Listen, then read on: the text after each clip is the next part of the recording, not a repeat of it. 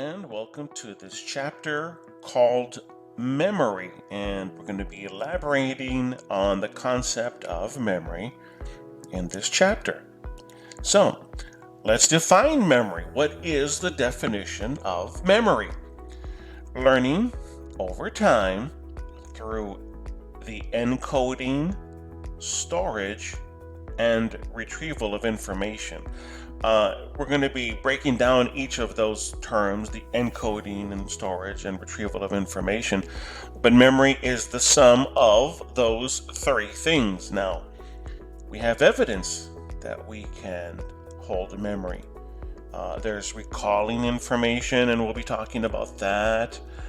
There's recognizing information, and then there's relearning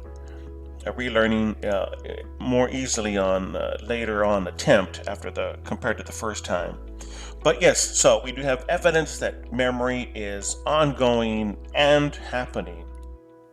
So let's talk about recall. Recall, retrieving information learned earlier, as in a fill-in-the-blank test. Now, when students hear that there's a fill-in-the-blank test, they kind of don't like that. They get a little shocked because they have to recall information.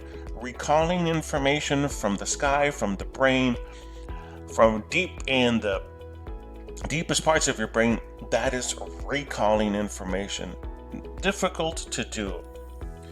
If I were to ask you, hey, can you name the 7 dwarfs from Snow White and the 7 dwarfs? Just using your brain, can you recall the names? No, without any clues. That's recall, and it's difficult to do. And that's why students do not like fill-in-the-blank exams, because it's the most difficult form of memory. But what students do really enjoy is recognizing. Identifies items previously learned, as in a multiple choice test.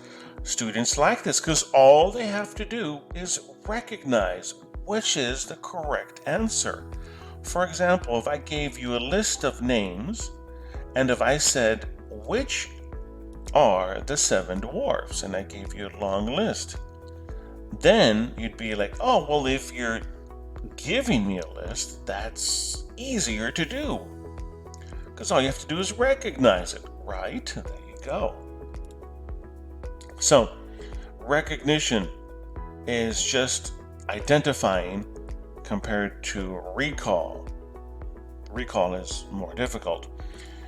And then there is relearning.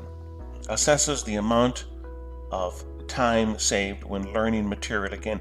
If you did learn all of the 7 dwarfs and then 8 months later we had to go over that information again, you've already learned that. Your brain has already encoded that information. Therefore, it's going to be easier to learn. And that goes with anything, if it's playing the guitar or doing algebra. Relearning is, again, more evidence of memory happening because it doesn't take us as long to learn the second time. Now, capturing information. There is something referred to as the information processing model, and it compares human memory to computer operations. Now, the information processing model, when it comes to, memorizing things, it goes through certain steps. The first step, encoding, getting information into our brain. When encoding happens, we're trying to make an imprint in our brain. We're encoding it. Who do you think is encoding more information in the day? A 5-year-old or a 45-year-old? On a typical day, a 5-year-old is doing more encoding. A 45-year-old, he's already going through the things that he knows. He already knows how to drive a car and make breakfast and do laundry and go to work and all of the things he's already done several times before. Then there's storage, retaining that information. If you encode it properly, and if you take your time and encode it properly and you do it correctly, then the storage, retaining that information, is going to be much easier. And then finally, we have retrieval, getting the information back out. Now, an example of the information processing model would be like following a cookbook, right? You're focusing on one thing. Or me, when I'm creating this PowerPoint, I'm focusing on this one thing. The information processing model is very, very specific and narrow. You're focusing on a very specific set of information and you're getting it done. Now, that's different than the other way, which is referred to as connectionism information processing model, or it's also called parallel processing. This is multitask processing, many aspects of a problem simultaneously. Now, an example of parallel processing would be, for example, when a teacher is teaching students. He's focusing on the information, he's talking, he's giving examples, but he's also looking at the students. Is anyone texting in the background?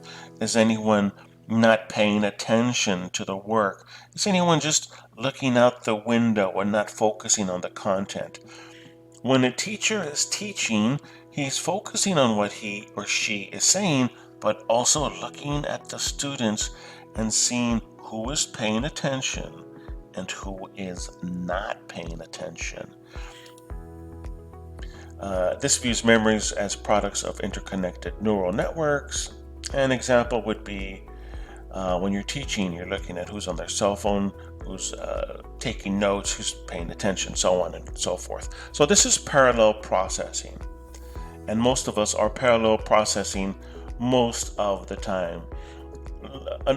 We don't get to do the previous, the information processing model too much, but when you do homework, you should be doing the first one, the information processing model, so you really learn the information and you encode it properly, as opposed to doing several things at once. This is not the best way to learn. Now, there is something called sensory memory. This is immediate, very quick, very brief recording of sensory information. And an example would be taking requests. So I used to work at the radio station. And when I worked at the radio station, I would take requests. And when someone would call in and make a request, it was just very immediate. Like, okay, what would you like to hear? I would record it and I would remind myself, okay, I gotta play that caller within the next 30 minutes or within the next 45 minutes, and then it's gone. I don't need that information. It was just for the here and the now, and it's immediate. Sensory memory. Now, short-term memory it's an activated memory that holds a few items briefly before it's stored forever or forgotten. Sensory is just here in the now, today, this moment. Short-term is a little longer than that. And an example that I would put down is I have reading a liner for the week. Now, what does that mean, reading a liner? Again, referring to the radio when I used to work there, reading a liner is something that you would advertise for that week. Like, hey everyone, there's going to be Comic-Con this Friday and Saturday, make sure to attend. And I would advertise it for the week, and then I would either store that information or it would be gone. So reading a liner, which is just a few lines of information, that would be short-term memory. It's activated for that week, and then it is gone. Now, the opposite of short-term memory is long-term memory. This is permanent and limitless storehouse of the memory system for later retrieval. Long-term memory, it's there and you don't forget it. It's something that is going on forever. An example would be working the switchboard. Here's the switchboard at the radio station, and lots of knobs and levers. But the point of working the switchboard is for it to be permanently ingrained in your brain, and you work on it automatically. It's stored in there forever. So that way you just go to work and you just get to work and you don't have to relearn anything. It's all part of the long-term memory. Now, there's something a little bit different, and it's called the working memory. Now, working memory, the ability to keep information present right here and right now and perform cognitive, remember the word cognitive means thinking, perform cognitive operations on it. An example would be if I was conducting an interview with someone.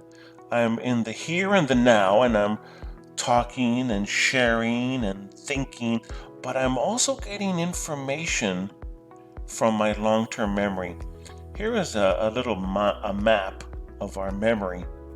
So the sensory memory is happening as I'm conducting an interview, okay? And as he's talking to me, I'm listening to what he's saying. I'm encoding it quickly, and if there's something that from my long-term memory that I want to ask him, then I'll ask him. Working memory, it's in the here and the now, but I am encoding what people are saying, and then I'm retrieving it. So, conducting an interview is a perfect example of a working memory. Here is a gentleman, he drives a monster truck, and I was interviewing him about driving the monster truck, and as I was conducting the interview, new questions would arise as he would answer questions, and that was my working memory, making sure that I'm asking the very best possible questions for the interview happening right then and there. Working memory.